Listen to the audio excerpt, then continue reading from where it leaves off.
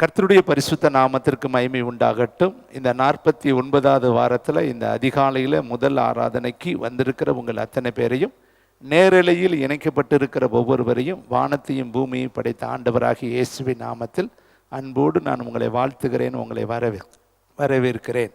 11வது மாதத்தின் கடைசி நாள்.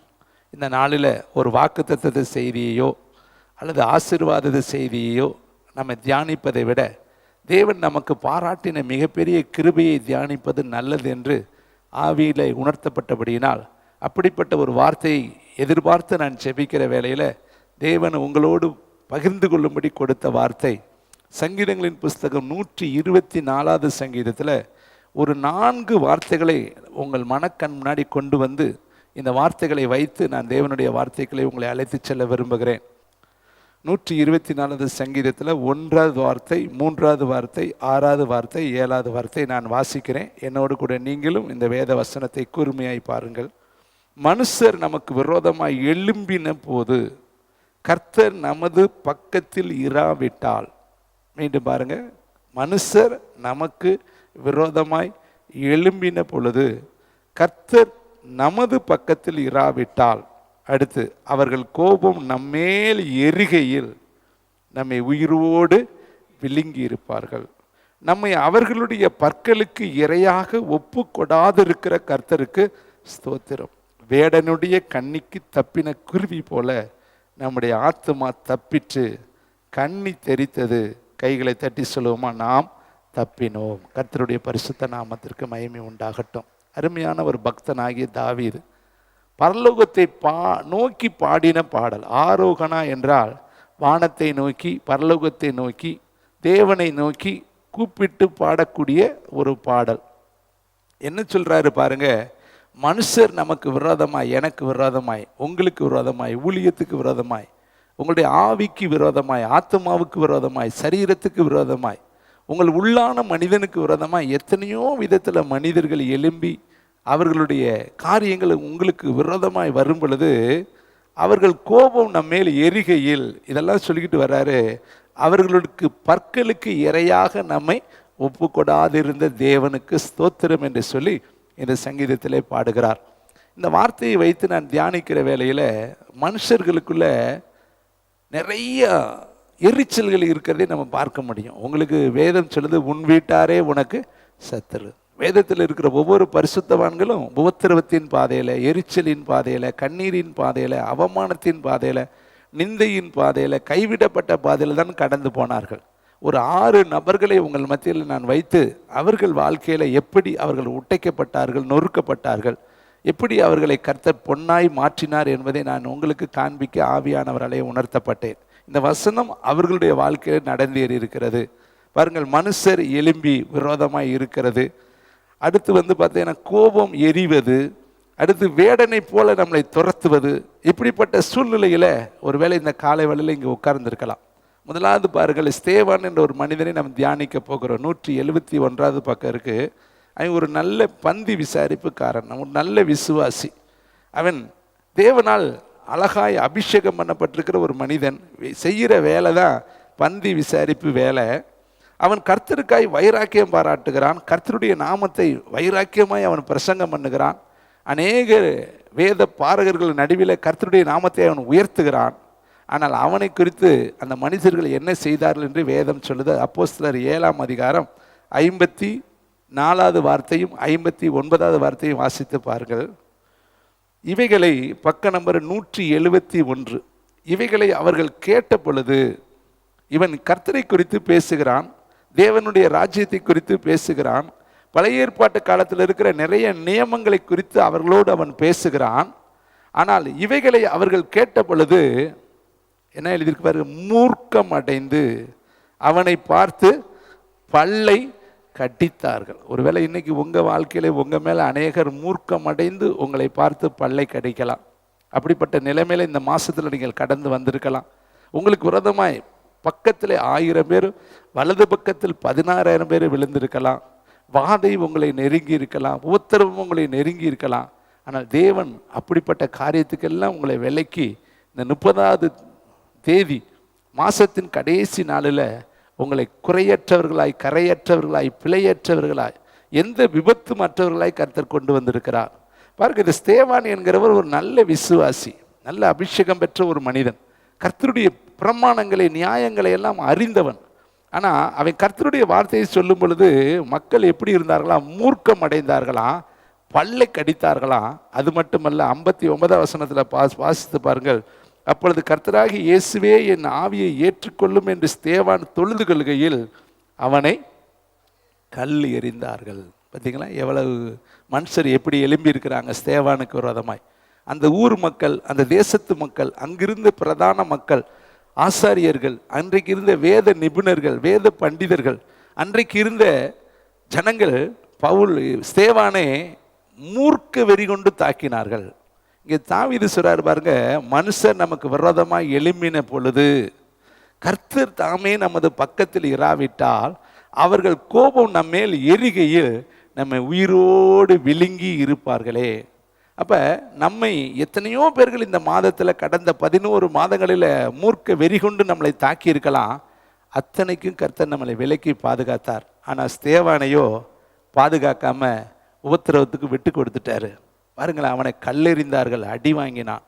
நீங்கள் கல்லடிலாம் வாங்கலை, சொல்லடி தான் வாங்கியிருக்கிறீங்க, அவமானத்தை தான் நீங்கள் வாங்கியிருக்கிறீங்க. ஆனால் அவன் என்ன செஞ்சான்னு வேதம் சொல்லுது, ஆவியை ஏற்றுக்கொள்ளும் என்று தொழுது கொண்டு அவன் தன்னுடைய ஓட்டத்தை முடித்தான் என்று சொல்லி வேதம் சொல்லுது.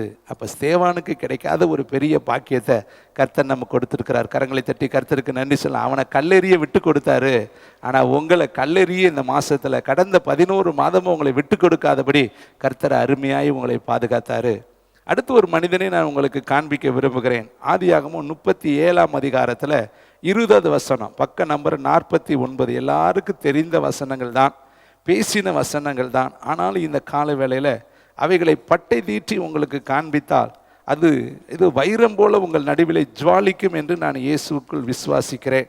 49வது பக்கத்தில் ஆதியாகமம் 37ஆம் அதிகாரத்தில் 20வது வசனத்தை நாம் வாசிக்கலாமா? Thank you, wonderful the Holy spirit. நாம் அவனை கொன்று ஒரு குழியிலே அவனை போட்டு ஒரு துஷ்ட மிருகம் அவனை பட்சித்தது என்று சொல்லுவோம் வாருங்கள், அவனுடைய சொப்பனங்கள் எப்படி முடியும் என்று பார்ப்போம். இந்த அருமையான காரியத்தை செய்கிறவங்க யார் தெரியுமா? உடன்பிறப்புகள், அண்ணன்கள். யோசேப்பு தம்பி முன்னாடி இருக்கிற 10 அண்ணன்மார்கள் இந்த வேலையை செய்கிறாங்க. என்ன சொல்கிறாங்க? அவனை கொன்று ஒரு குழியில் போடலாம். என்னன்னு அப்பா கிட்ட போய் சொல்லலாம், துஷ்ட மிருகம் அவனை அடிச்சிருச்சுன்னு பச்சித்திருச்சுன்னு சொல்லுவான் வாருங்கள். அப்படி கொண்டு போட்டுட்டு அவன் சொப்பனம் எப்படி நடக்கும்? அவன் என்ன சொப்பனம் பார்த்தான்? சூரியனும் சந்திரனும் 11 நட்சத்திரங்களும் எனக்கு முன்னாடி விழுகிறதாக அவன் பார்த்தான், தொழுது கொள்கிறதாக அவன் பார்த்து சொன்னான். அரிக்கட்டுகள் எல்லாம் அவனுக்கு முன்னாடி விழுகிறதாக சொன்னான். இந்த சொப்பனத்தின் நிமித்தமே அவனை பகைத்தார்கள். அதுக்கு மேல் வசனம் 19 பாருங்க, ஒருவரை ஒருவர் நோக்கி இதோ சொப்பனக்காரன் வருகிறான். அப்போ இந்த சொப்பனம் பாருங்க எவ்வளோ பெரிய பகையை உண்டாக்கிருச்சு. இன்னைக்கு உங்கள் குடும்பத்திலையும் நம்ம குடும்பத்திலையும் ஊழியம் எவ்வளோ பெரிய பகையை கொண்டு வந்துருச்சு. ஜெபம் எவ்வளவு பெரிய பிரச்சனையை கொண்டு வந்துருச்சு. பரிசுத்தம் எத்தனை பெரிய வித்தியாசத்தை கொண்டு வந்துருச்சு. ஏன் உங்களை மக்கள் வெறுக்கிறாங்கன்னா, ஜெபம் பண்ணுறது அவங்களுக்கு பிடிக்கல, வேதம் படிக்கிறது அவங்களுக்கு பிடிக்கல, ஆராதிப்பது பிடிக்கல, நீங்கள் கர்த்தருக்காய் வைராக்கியமாய் வாழ்வது அவர்களுக்கு பிடிக்கல, தேவனுடைய நாமத்தை உயர்த்துவது அவர்களுக்கு பிடிக்கல. அப்போ நீதியின் நிமித்தம் நீங்கள் துன்பப்படுகிறீங்க. இப்போ யோசேப்பு சொப்பனம் அவனா கேட்டேன், அவனா ஆசைப்பட்டேன், எனக்கு சொப்பனம் தரும்னு ஏதாவது ஜெபம் பண்ணானா? தேவன் அவனை தெரிந்து கொண்ட வாழ்க்கை அது, தேவன் அவனை முன்குறித்த தருணம் அது. 12 பேர்த்துல இவனை தான் கர்த்தர் சொப்பனக்காரனா பிறக்க பண்ணினார். நம்ம அதை வாசிக்கிறோமே, கருவிலே தோன்றுவதற்கு முன்னாடி தீர்க்கதரிசியாய் கர்த்தர் எரேமியாவை தெரிந்து கொண்டாராம். தாவீது பிறக்கிறதுக்கு முன்னாடியே கர்த்தர் தாவீதை ஊழியத்திற்கு என்று முத்திரித்து தெரிந்து கொண்டாராம். இன்னான் இன்னான் இந்த ஊரில் பிறப்பான், இன்னானுக்கு இன்ன பேர் வைக்கப்படும். இதெல்லாம் நம்ம நினைப்புனால நடக்கிறதில்ல. பிறக்கிறதுக்கு முன்னாடியே கர்த்தர் ஆதி இனத்திலேயே முன்குறிச்சிடுறார். சொப்பனக்காரனாய் பிறந்தது அவன் செய்த தப்பா? நல்லா யோசித்து பாருங்க. பிறப்பு யாருடையது? கர்த்தருடையது. இவன் சொப்பனக்காரனாய் பிறந்ததுனால அவனுக்கு விரோதமாக எல்லாரும் என்ன செய்ய ஆரம்பிச்சிட்டாங்க? குழி வெட்ட ஆரம்பிச்சிட்டாங்க. எல்லாரும் அவனுக்கு விரோதமாக எழும்ப ஆரம்பிச்சிட்டாங்க. எல்லாரும் அவனை கொண்டு போய் குழியில் தள்ளினார்கள் என்று சொல்லி வேதம் சொல்லுகிறது. அப்படி தள்ளும் பொழுது நல்லா கவனிங்க, ஒரு வார்த்தை சொல்கிறாங்க, இவன் சொப்பனம் எப்படி முடியுமோ என்று பார்ப்போம். குழியில் போட்டுட்டா சொப்பனம் நடக்காதா? வித்து போட்டுட்டா சொப்பனம் நடக்காதா? அடுத்து அவங்க என்ன செஞ்சாங்க பாருங்கள், அடுத்து ஒரு புண்ணியத்தை செய்கிறாங்க. 28வது வசனம், 24 படித்தோம், 24 28 வாசிக்கலாம். அதிலே 24 வசனம், அவனை எடுத்து அந்த குழியிலே போட்டார்கள், அது தண்ணீர் இல்லாத வெறுங்குழியாக இருந்தது. 28, அந்த வர்த்தகரான மீதியானியர் கடந்து போகிற பொழுது அவர்கள் யோசேப்பை அந்த குழியிலிருந்து தூக்கி எடுத்து அவனை இஸ்மவேலர் கையில் 20 வெள்ளிக்காசுக்கு விற்று போட்டார்கள். அவர்கள் யோசேப்பை எகிப்திற்கு கொண்டு போனார்கள். முன்னாடி என்ன பண்ணாங்களாம், அவனை கொன்று போட தீர்மானித்தாங்க, குழியில் போட யோசித்தாங்க. யோசித்ததை அப்படியே செய்து குழியில் போட்டாங்க. கொஞ்ச நாளைக்கு பின்னாடி, கொஞ்ச நேரத்துக்கு பின்னாடி, கொஞ்சம் டயத்துக்கு பின்னாடி அவனை விற்றும் போட்டுட்டாங்க. மனுஷன் நமக்கு விரோதமாக எழும்பின பொழுது கர்த்தர் தாமே நமது பக்கத்தில் இராவிட்டால் அவர்கள் கோபம் நம்மேல் எரிகையில் நம்மை உயிரோடு விழுங்கி இருப்பாங்க. இந்த செய்தியில் நமக்கு ஆழமாக ஒன்று தெரியணும், மனுஷர்கள் எப்பொழுதுமே எரிச்சல் உள்ளவர்கள், மனுஷர்கள் எப்பொழுதுமே காய்மகாரம் உள்ளவர்கள். வேதம் சொல்லுது, உன் வீட்டார் தான் உனக்கு சத்துரு. ஒருவேளை இந்த 11 மாதம் நீங்கள் கடந்து வந்த நாளை திரும்பி பாருங்களேன், எத்தனை குழிகள், எத்தனை பள்ளங்கள், எத்தனை மேடுகள், எத்தனை அவமானங்கள், எத்தனை நிந்தைகள், எத்தனை எதிர்ப்புகள், எத்தனை பயங்கரமான தாக்குதல்கள், அத்தனைக்கும் கர்த்தர் நம்மளை விட்டு கொடாது இருந்த கர்த்தருக்கு ஸ்தோத்திரம். கைத்தட்டி கர்த்தருக்கு. ஒருவேளை குழியில் விட்டு கொடுத்துருந்தாருனா, ஒருவேளை கல்லெறிய நம்மளை விட்டு கொடுத்துருந்தாருனா, இவர்களுக்கு செய்யாத ஒன்றை உனக்கும் எனக்கும் செய்து எத்தனை நெருக்கம் வந்தாலும் கர்த்தர் தொடர்ந்து நம்மளை ஓட பண்ணுகிறார், தொடர்ந்து நம்மளை தாங்குகிறார். அதனால தான் வேதம் சொல்லுது, என்னை விட்டு கொடுக்காத, நம்மை அவர்களுடைய பற்களுக்கு ஒப்பு கொடாது இருக்கிற கர்த்தருக்கு ஸ்தோத்திரம். அடுத்து பாருங்களேன், இன்னொரு பரிசுத்தவானை உங்களுக்கு காண்பிக்க விரும்புகிறேன். 382வது பக்கம், 1 சாமுவேல் புஸ்தகம் 30ஆம் அதிகாரம். இதெல்லாம் உடைக்கப்பட்ட பாத்திரங்கள், நொறுக்கப்பட்ட பாத்திரங்கள், பிரகாசிப்பிக்கப்பட்ட பாத்திரங்கள், உலகத்தில் மறக்க முடியாத பெயர் இன்றும் வைக்கப்பட்டிருக்கிற பாத்திரங்கள். நான் சொல்லக்கூடியவங்க எல்லாம் இன்றைக்கும் எல்லா இடத்துலையும் பிரசங்கிக்கப்படுகிற தேவ மனிதர்கள். 1 சாமுவேல் 30ஆம் அதிகாரம் 6வது வசனம், 382வது பக்கம். தாவீது 11 மாதம் நெருக்கப்பட்டுட்டீங்களா? தாவீது மிகவும் நெருக்கப்பட்டான். அப்போ பரிசுத்தவான்களுக்கு நெருக்கம் வருமா? 100% வரும். என் நாமத்தின் நிமித்தம் சகல ஜனங்களாலும் நீங்கள் பகைக்கப்படுவீர்கள். யோவானில் சொல்றாரு, உலகத்தில் உங்களுக்கு உபத்திரவம் உண்டு, என் நாமத்தின் நிமித்தம் உங்கள் மேலே பொய்யான குற்றச்சாட்டுகளை சாட்டுவார்கள். அப்போ இக்காலத்தில் பாடுகள். அப்போ ஆண்டவர் இதெல்லாம் சொல்லியிருக்கிறாரு, சபைக்கு உபத்திரவம் வரும். தெசலோனிக்கர் எழுதுகிறாரு, இப்படிப்பட்ட உபத்திரவங்களை சகிக்க நாம் நியமிக்கப்பட்டிருக்கிறோம். அப்போ மனுஷர்கள் எழும்பலாம், வியாதிகள் எழும்பலாம், போராட்டங்கள் எழும்பலாம், காய்மகாரங்கள் எழும்பலாம், காரணம் இல்லாமல் பழிச்சொல்கள் வரலாம். ஆனாலும் நம்ம கர்த்தருக்கு ஸ்தோத்திரம் பண்ணணும். அந்த இடத்துல நம்மளை விட்டு கொடுக்காமல் இன்று வரை நம்மளை தாங்கி ஓட பண்ணி இருக்கிறாரே, தூக்க பண்ணி இருக்கிறாரே, சுமக்க பண்ணி இருக்கிறாரே, எல்லா வல்லடிகளுக்கும் கர்த்தர் விலக்கி இருக்கிறாரே. எத்தனை ஆபத்துக்கள், எத்தனை விபத்துக்கள் இந்த உலகத்தில் தினந்தோறும் நம்ம பார்க்கிறோம். எத்தனை மனிதர்களுக்கு கண்ணீர் அஞ்சலி நம்ம தினந்தோறும் பார்க்கிறோம். எத்தனை கோர விபத்துக்களை நம்ம தினந்தோறும் பார்க்கிறோம். இயற்கை பேரிடர்கள் இன்றைக்கு இலங்கை தேசத்தெல்லாம் ரொம்ப அழிந்து போய் கிடக்கு. இந்த விபத்து, இந்த புயலால் அந்த படத்தை நீங்கள் போய் பாருங்கள். இலங்கை தேசத்தில் எவ்வளோ பெரிய சேதாரங்கள், அப்படியே கடலோர மாவட்டங்கள் எல்லாம் இந்த காலவெளியில் எவ்வளவோ பாதிக்கப்பட்டிருக்கிறது. ஆனால் தேவனுடைய இரக்கம், தயவு, கிருபை, ஈவு, இப்படிப்பட்ட இயற்கை பேரிடர்களால் நமக்கு தாக்கம் இல்லாதபடி கிருபையாய் கர்த்தர் பாதுகாத்திருக்கிறார். அவங்க இருக்கிறவங்களும் ஆண்டவருடைய பிள்ளைங்க இருக்காங்க, அங்கே இருக்கிறவங்களும் ஜெபிக்கிற பிள்ளைங்க இருக்காங்க, அங்கே இருக்கிறவங்களும் அப்போஸ்தலர்கள், தீர்க்கதரிசிகள் இருக்காங்க. ஆனால் அவர்களுக்கு இல்லாத ஒரு காரியத்தை கர்த்தர் கிருபையாய் நமக்கு பார்த்துருக்கிறாரு. இங்கே பாருங்களேன், தாவீது மிகவும் நெருக்கப்பட்டான். சகல ஜனங்களும் தங்கள் குமாரர்களின் நிமித்தம், குமாரத்திகளின் நிமித்தம் மனக்லேசமானதினால் அவனை கல்லெறிய வேண்டும் என்று சொல்லி கொண்டார்கள். தாவீது தன் தேவனாகிய கர்த்தருக்குள் தன்னை திடப்படுத்தி கொண்டான். யாருங்க கல்லெறிய நினைச்சது? கூட இருக்கிறவங்க.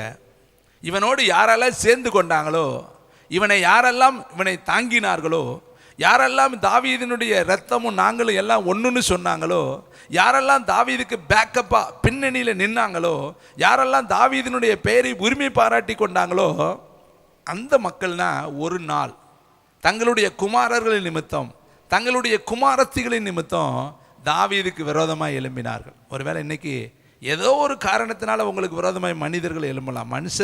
மனுஷர்கள் தாங்க. நாசியில் சுவாசமுள்ள மனிதனை நம்புவதை விட்டு விடுங்கள், எண்ணப்படுவதற்கு அவன் எம்மாத்திரம்.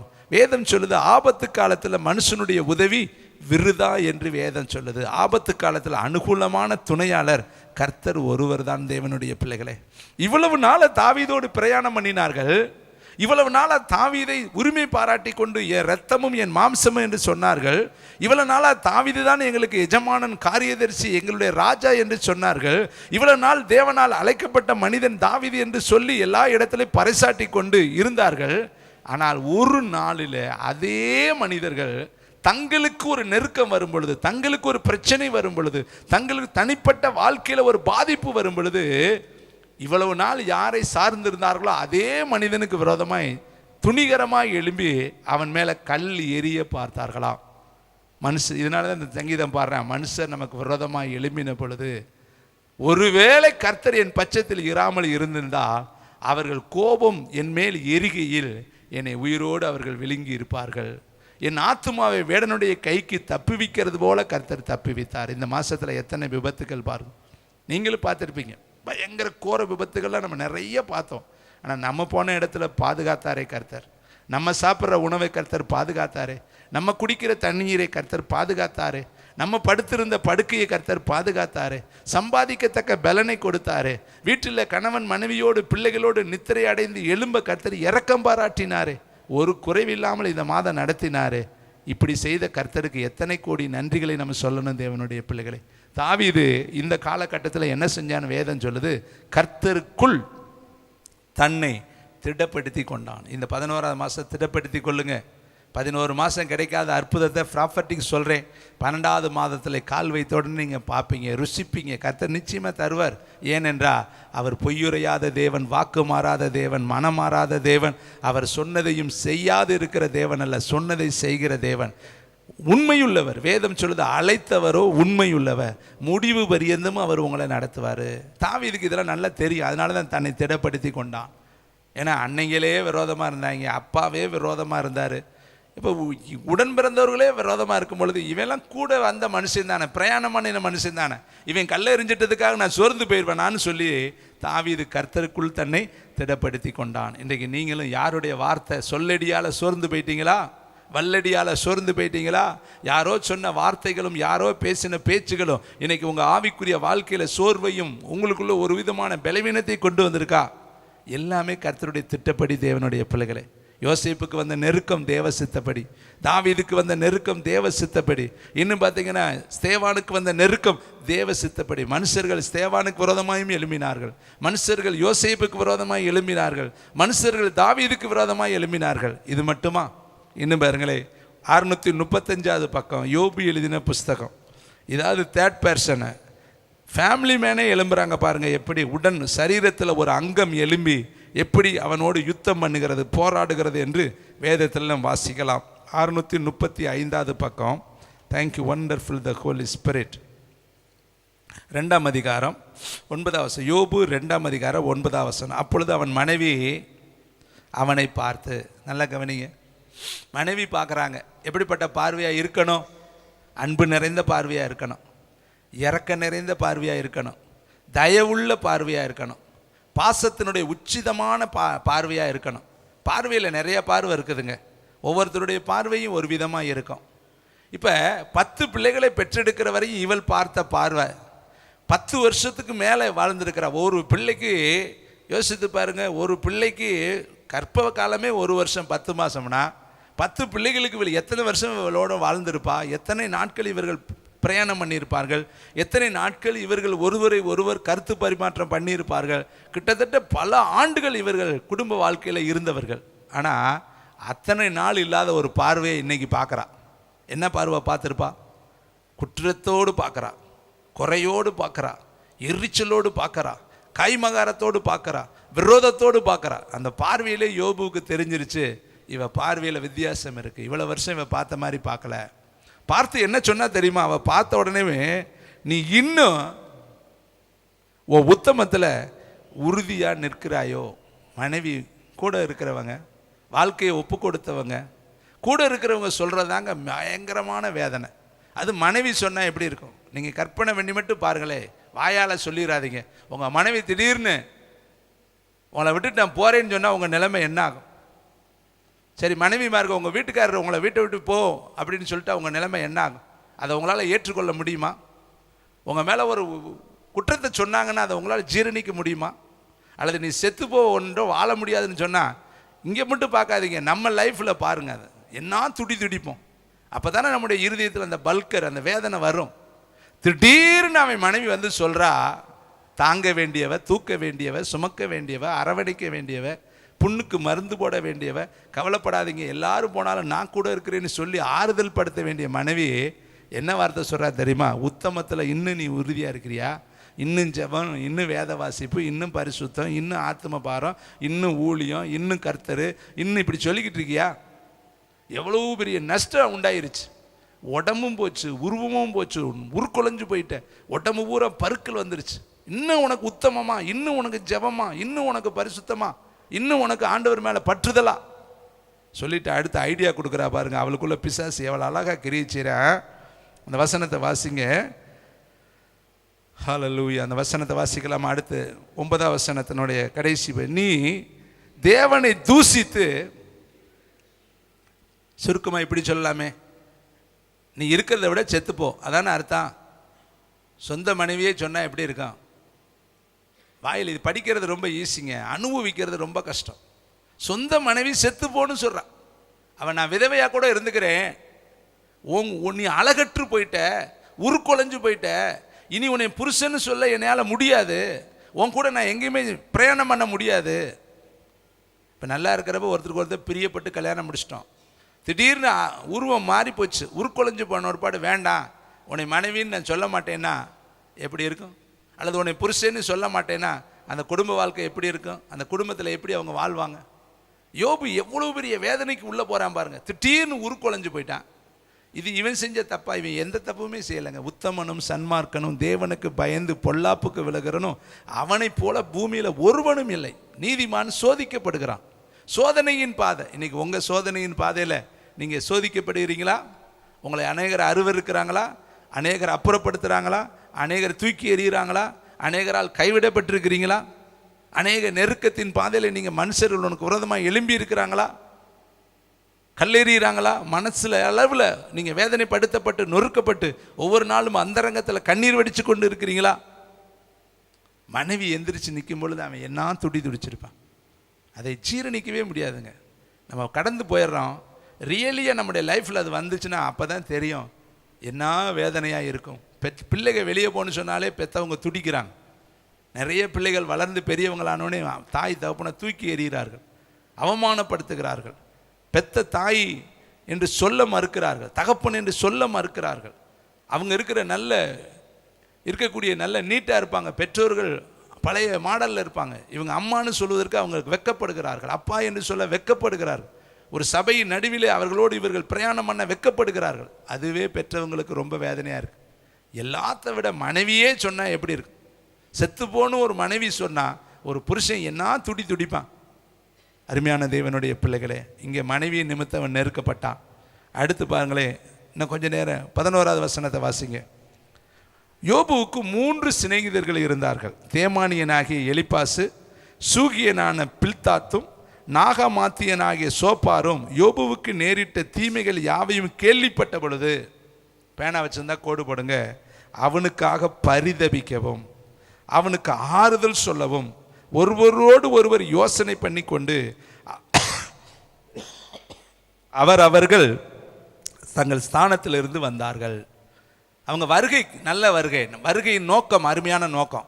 எதுக்கு வர்றாங்க? யோபுவை பற்றி கேள்விப்பட்ட உடனே பரிதபிக்க வந்தார்களாம், ஆறுதல் சொல்ல வந்தார்களாம். அந்த 2 வார்த்தை ரொம்ப முக்கியமான வார்த்தை. உங்களுக்காக பரிதபிக்கிறவங்க இருந்தால் நீங்கள் சந்தோஷப்படுவீங்க, உங்களுக்கு ஆறுதல் சொல்கிறவங்க இருந்தால் இன்னும் சந்தோஷப்படுவீங்க. நெருக்கத்தில் நமக்கு ஆறுதலும் என்ன செய்யணும், பரிதவம் தேவை. ஆபத்துக்கு உதவ சகோதரன் பிறந்திருக்கிறான், சிநேகிதன் எல்லா காலத்திலும் சிநேகிப்பான். அந்த வசனம் இருக்குல்ல, சிநேகிதன் எல்லா காலத்திலும் சிநேகி. தாவீது யோனத்தானை குறித்து சொல்லும் பொழுது, ஸ்திரீகளுடைய நேசத்தை விட உன் நேசம் எனக்கு அருமையாக இருந்துச்சு, ஆச்சரியமாக இருந்துச்சு, இப்படி என்னை நேசித்தீரே, உன் நேசத்துக்கு நான் வியாகுலப்படுகிறேன்னு அவர் கதறார். அப்படிப்பட்ட ஒரு நேசக்காரன் 3 பேர் வர்றேன். 3 பேர் வரும்பொழுது அவன் என்ன பேசிக்கிட்டு வரேன், அவனுக்காக பரிதபிக்கணும், அவனுக்கு ஆறுதல் சொல்லணும்னு சொல்லி புறப்பட்டு வந்தார்கள். வந்தவர்கள் 13ஆம் வசனத்தில் பாருங்க என்ன செய்கிறாங்கன்னு, 7 நாட்கள் அவனோடு கூட என்ன செய்கிறாங்க, துக்கம் கொண்டாடுறாங்க. 7 நாட்கள் அவனோடு கூட இருக்கிறாங்க. பாருங்களேன், 12ஆம் வசனத்திலிருந்து வாசிக்கிறேன். அவர்கள் தூரத்திலே, 12ஆம் வசனம், தூரத்திலே வருகையில் தங்கள் கண்களை ஏறெடுத்து பார்த்தபோது அவனை உரு தெரியாமல் சத்தமிட்டு அழுது அவரவர் தங்கள் சால்வையை கிழித்து வானத்தை பார்த்து தங்கள் தலையின் மேல் புழுதியை தூற்றிக்கொண்டு. அப்போ பாசக்காரர்கள் தான், நல்லா கவனிக்கணும், பாசக்காரர்கள். ஏன்னா சட்டையை கிழிச்சுக்கிட்டாங்க, புழுதியை அள்ளி போட்டுக்கிட்டாங்க, துக்கம் கொண்டாடத்தான் வந்திருக்கிறாங்க, ஆறுதல் சொல்லத்தான் வந்திருக்கிறாங்க. இப்படி தான் நம்மகிட்டே வருவாங்க. ஆனால் போகும் போக போக அவங்களுடைய மனநிலை மாறுவதை நம்ம இந்த வேதத்தில் பார்க்கலாம்.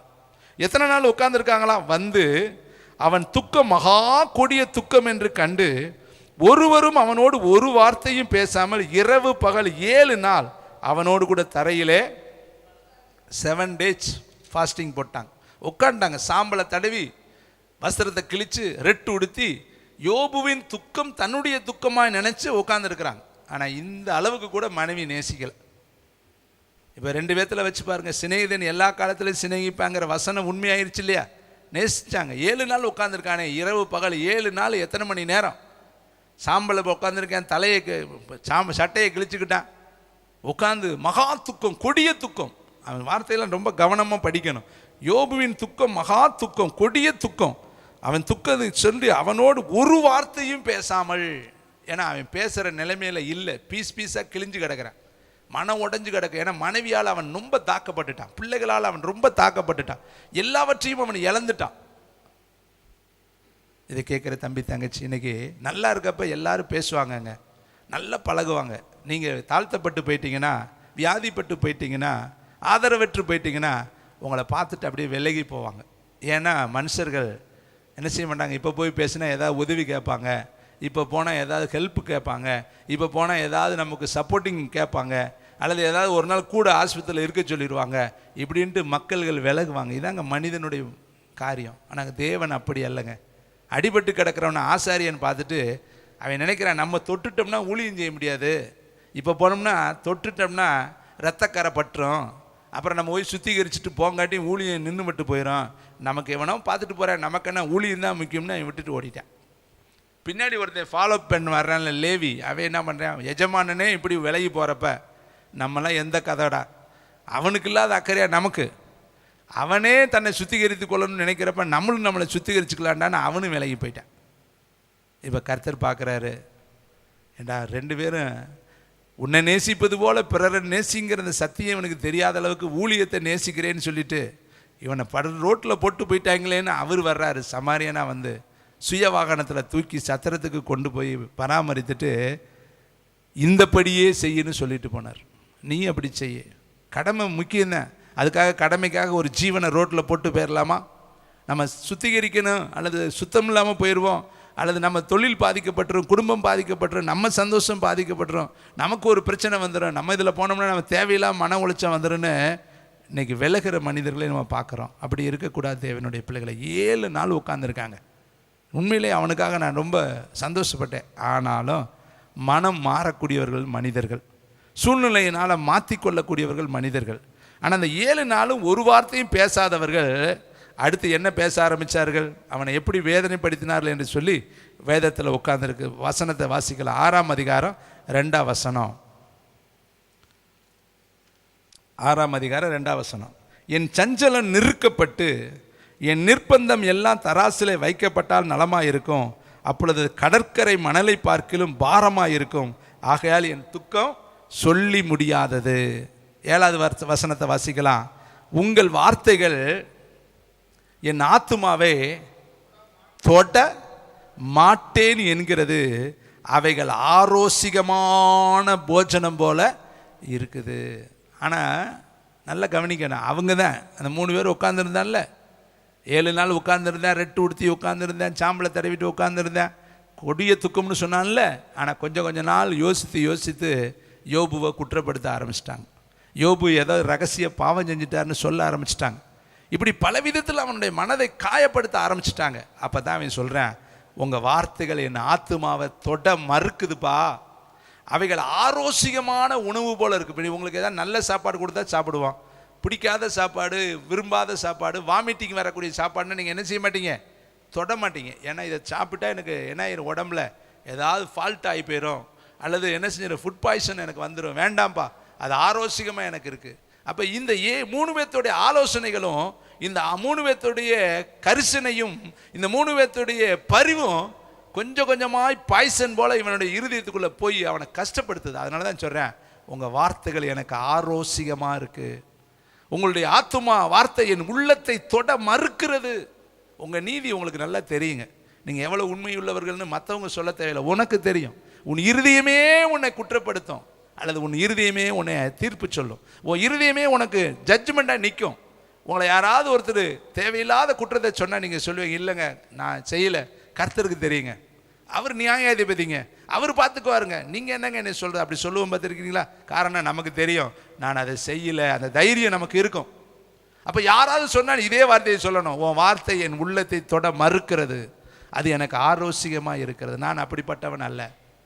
என்னுடைய வாழ்க்கையில் அபாண்ட குற்றங்கள் வரும் பொழுதெல்லாம் மக்கள் எனக்கு முன்னாடி நின்று குற்றங்களை சொல்லுவாங்க. உள்ளத்துக்குள்ளே கர்த்தர் சொல்லுவார், துர்ச்செய்தியை கேட்கறதுனால் மனுஷன் பயப்படான், அவன் இருதயம் கர்த்தரை நம்பி திடமனதாக இருக்கும். பலப்படுத்தும்படி நான் உன்னோடு கூட இருக்கிறேன், என் நீதியின் வலது கரத்தினாலே நான் உன்னை தாங்குவேன், திகையாதே கலங்காதே, நான் உன் தேவன் என்று பல விதத்தில் நம்மளோடு அவர் இடைபடுவார். அப்போ எந்த வார்த்தை நம்மளை தொடும்? தேவனுடைய வார்த்தை தான் நம்மளை தொடும். மனுஷனுடைய வார்த்தை நம்மளை ஒரு நாள் தொடவே தொடாது. அப்போ ஸ்தேவான் நொறுக்கப்பட்டார், யோசேப்பு நொறுக்கப்பட்டார், அடுத்து தாவீது நொறுக்கப்பட்டார், அடுத்து யோபு நொறுக்கப்பட்டார். அவர் சொல்கிற கடைசி ஒரு வார்த்தையை நான் சொல்லிவிட்டு அடுத்து இன்னும் 2 பேர்த்த நினைவுபடுத்தி முடிக்கிறேன், டைம் ஆகிக்கிட்டு இருக்கு. தானியேல், இது யோபு 12ஆம் அதிகாரம் 4வது வசனத்தை வாசிங்களேன். இந்த வசனமாக நீங்கள் படிச்சிருப்பீங்க, ஆனால் மைண்டில் கொண்டு ஸ்டோரேஜ் பண்ண மாட்டீங்க, தயவுசெய்து பாருங்கள். என் சிநேகிதரால் நான் நிந்திக்கப்பட்டு தேவனை நோக்கி பிரார்த்திப்பேன், அவர் எனக்கு மறு உத்தரவு அருள்வார். உத்தமனாகிய நீதிமான். பரியாசம் பண்ணப்படுறீங்களா? உங்களை யாராவது பரியாசம் பண்ணுறாங்களா? உத்தமனாக இருக்கிறீங்க, பரியாசம் பண்ணுறாங்களாம். சிநேகிதர்களாலே நான் நிந்திக்கப்பட்டு தேவனை நோக்கி பிரார்த்திப்பேன். அப்போ இந்த 3 பேர் என்ன பண்ணியிருக்காங்க? ஊசியில் சொல்லுவாங்கள்ல, அப்படியே பேச்சிலே ஊசியில் குத்துறாங்க, இக்கண்ணா வச்சு பேசுகிறாங்க, பேச்சிலே நம்மளை குற்றப்படுத்துகிறாங்க. நம்ம கிராமத்தில் பேசுவதை பார்த்துருக்குறாங்க, அவங்க பேசும் பொழுதே வார்த்தையால் குற்றப்படுத்துவாங்க, வார்த்தையால் பிடிப்பாங்க. அப்போ யோபுடைய சிநேகிதர்கள் யோபுவை என்ன படுத்தினாங்க? நிந்தித்தார்கள். அதனால தான் அவன் சொல்கிறான், என் சிநேகிதர்களால் நான் நிந்திக்கப்பட்டு தேவனை நோக்கி பிரார்த்திப்பேன், அவர் எனக்கு மறு உத்தரவு அருள்வார். உத்தமனாகிய நீதிமான் பரியாசம் பண்ணப்படுகிறான். நல்லா யோசித்து பாருங்கள், யோபு ஒரு தப்பு செய்யலைங்க.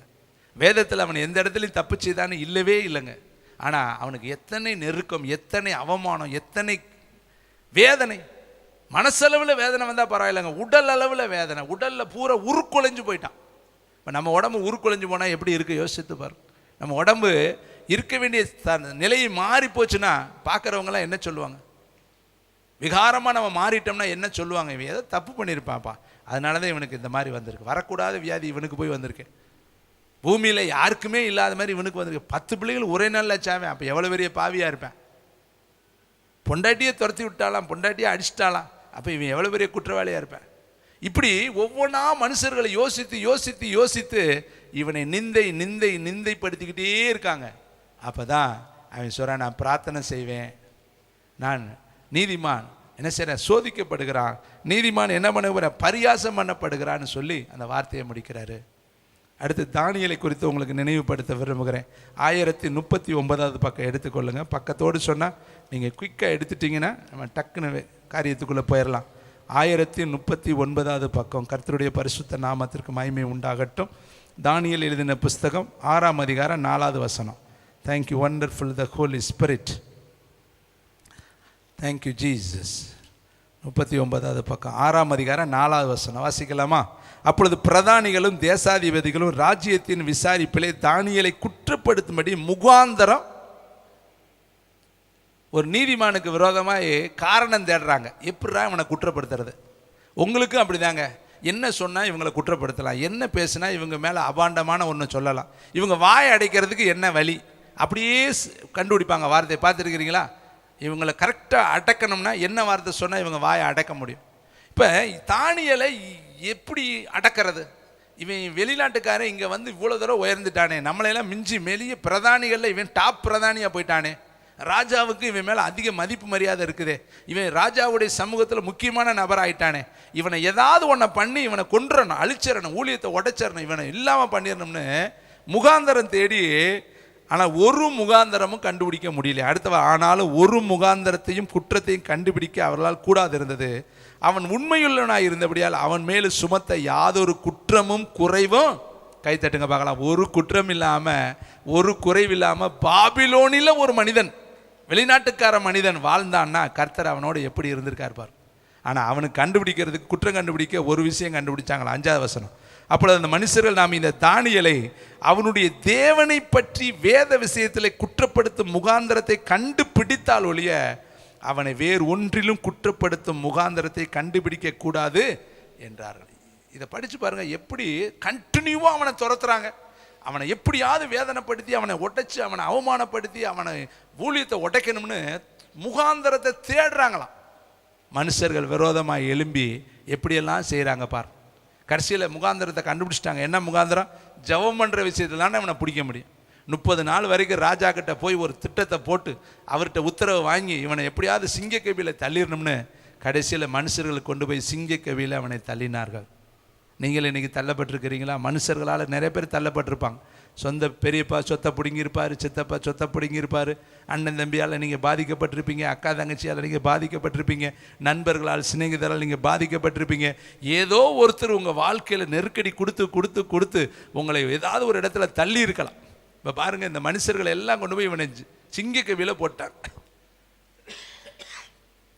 தானியேல் என்ன பண்ணேன்? ஜெபம் பண்ணது தப்பா? தன் இருதயத்தில் தீர்மானித்தது தப்பா?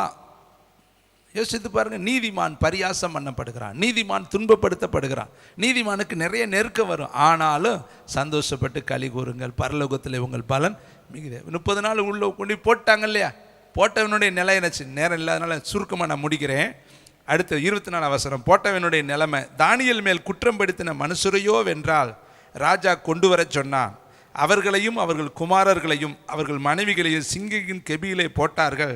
அவர்கள் கெபியின் அடியிலே சேரும் முன்னே சிங்கங்கள் அவர்கள் மேல் பாய்ந்து அவர்கள் எலும்புகள் எல்லாம் நொறுக்கி போட்டது. கைத்தட்டி கர்த்தருக்கு நன்றி சொல்லுங்க. கடைசியில் முகாந்தரம் தேடினவன் 30 நாள் வரையும் இவனை எப்படியாவது மாட்டி விட்டு இவனை வேதனைப்படுத்த நினைச்சவனை ஆண்டவர் அப்படியே விட்டுருலங்க. கடைசியில் அவங்க தான் சிங்க கெபிக்கு இறையானாங்க. தானியேலை சிங்கம் ஒன்றுமே செய்ய முடியல. கர்த்தர் வாயை கட்டி போட்டார். எத்தனை போத்திரம் வந்தாலும் நீங்கள் தப்பிச்சுக்குவீங்க. ப்ராப்பர்ட்டிக்கு சொல்கிறேன், எத்தனை நெருக்கம் வந்தாலும் தப்பித்து கொள்ளும்படியான போக்கை கர்த்தர் உங்களுக்கு உண்டாக்குவார். எந்த வறுமையும் உங்களை நெருங்காது, எந்த வறுமையிலும் நீங்கள் அகப்பட மாட்டீங்க.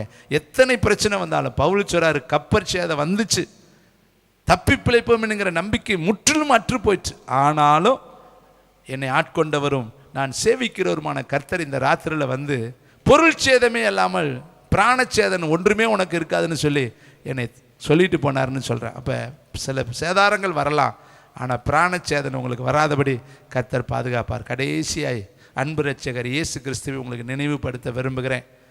யோபு வேதனைப்படுத்தப்பட்டார், ஆபிரகாம் யோசேப்பு வேதனைப்படுத்தப்பட்டார், ஸ்தேவான் வேதனைப்படுத்தப்பட்டார், தானியேல் வேதனைப்படுத்தப்பட்டார். இப்படி வேதத்தில் இருக்கிற எல்லா பரிசுத்தவான்களும் வேதனைப்படுத்தப்பட்டாங்களே.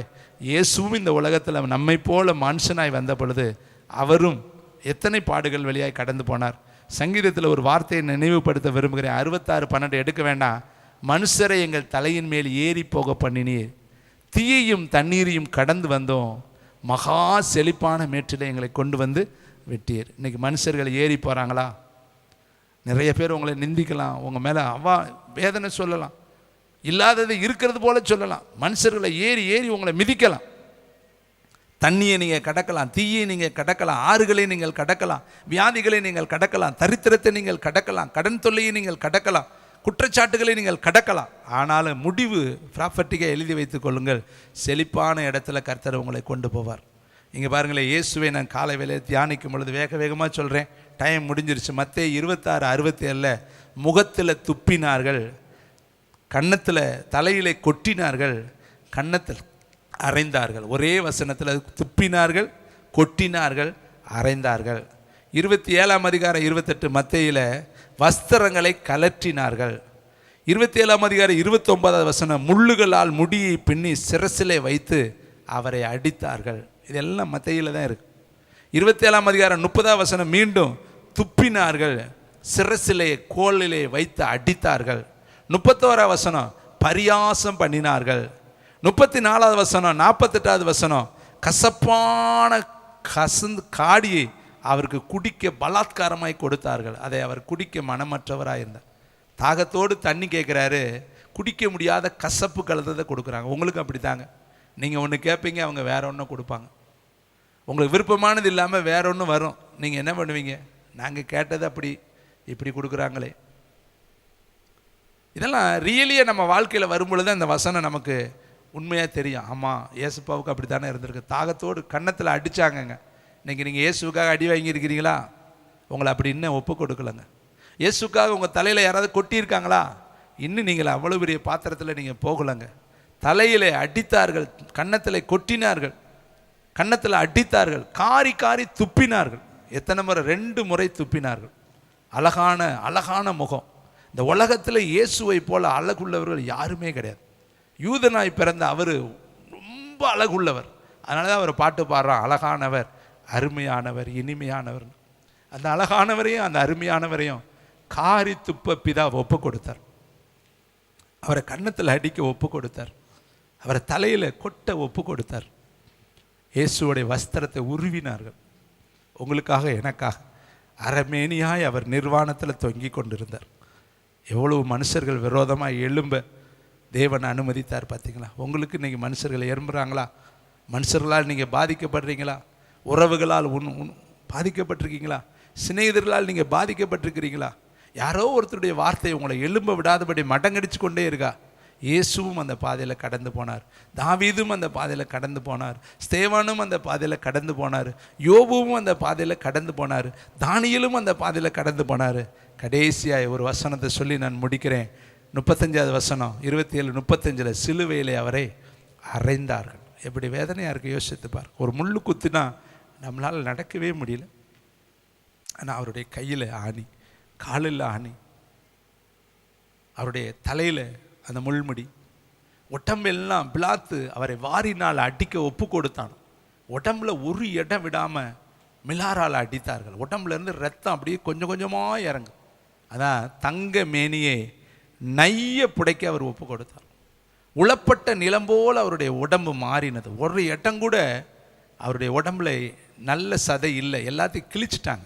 உளப்பட்ட ஒரு நிலம் எப்படி உழுதோன்னே அது அப்படியே விறுவிட்டு போயிருக்குமோ அப்படி அவருடைய உடம்பு எல்லாம் ஒரு இடம் விடாமல் கிழிந்திருந்தது. நீ உட்காந்துருக்கிற மேட்டு மாதிரி அவருடைய உடம்புலேருந்து பூரா ரத்தம் சொட்டு சொட்டா சொட்டு சொட்டா வேர்வை அந்த நாணங்கள் எல்லாம் உடஞ்சு அப்படியே போகிற ரத்தமாக இந்த பூமியில் 6.5 லிட்டர் ரத்தமும் உனக்காக, எனக்காக, நமக்காக, சபைக்காக, இந்த உலகத்திற்காக, பல கோடி ஜனங்கள் 7 கண்டத்தில் இருக்கிறவங்களுக்காக அவர் தன்னுடைய அருமையான இரத்தத்தை, குற்றமற்ற இரத்தத்தை, மாசற்ற இரத்தத்தை, கபடமற்ற இரத்தத்தை, கள்ளமில்லாத இரத்தத்தை, பரிசுத்தமான அந்த இரத்தத்தை உனக்காக, எனக்காக இந்த பூமியிலே சிந்தினார். கடைசியில் அவர் ஜீவனை ஒப்பு கொடுத்த உடனே அந்த மனுஷர்களை விட்டாங்கன்னு பார்த்தீங்களா? யோவான் 19:34 ஈட்டினால் விழாவை குத்தினார்கள். அவர் சரீரத்தில் அவர் ஜீவனை கொடுத்துட்டாரு, அப்புறமும் விழாவில் அவரை குத்தினார்கள். அப்போ இயேசு எவ்வளோ பெரிய பாதையில் போனார் பற்றியா? மனுஷர்கள் நமக்கு விரோதமாக எழும்பின பொழுது கர்த்தர் தாமே நமது பக்கத்தில் இராவிட்டால் அவர்கள் கோபம் நம்மேல் எருகையில் நம்மை உயிரோடு விழுங்கி இருப்பார்கள். அந்த வசனத்தை பொறுத்து வாட்சி நான் மீண்டும் மிடிக்க விரும்புகிறேன். எல்லோரும் எழுப்பி நின்று அந்த வசனத்தை வாசிக்கலாமா? இன்றைக்கி உனக்கு விரோதமாக யார் எழும்பினாலும் கவலைப்படாத. மனுஷர் நமக்கு விரோதமாக எழும்பின பொழுது கர்த்தர் தாமே நமது பக்கத்தில் இராவிட்டால் அவர்கள் கோபம் நம்மேல் எருகையில் நம்மை உயிரோடு விழுங்கி இருப்பார்கள். நம்மை அவர்களுடைய பற்களுக்கு இரையாக ஒப்புக்கூடாதிருக்கிற கர்த்தருக்கு ஸ்தோத்திரம். வேனுடைய கண்ணிக்கு தப்பின குருவியை போல நம்முடைய ஆத்மா தப்பிற்று, கண்ணி தெரித்தது. கைத்தட்டுவோம், நாம் தப்பினோம். எல்லாரும் எழும்பி நின்று பரலோகத்துக்கு நேரம். இந்த 11 மாதம் நம்மளை தப்புவித்தவர் அடுத்த மாதத்திலேயே நம்மை தப்பு வைப்பார்.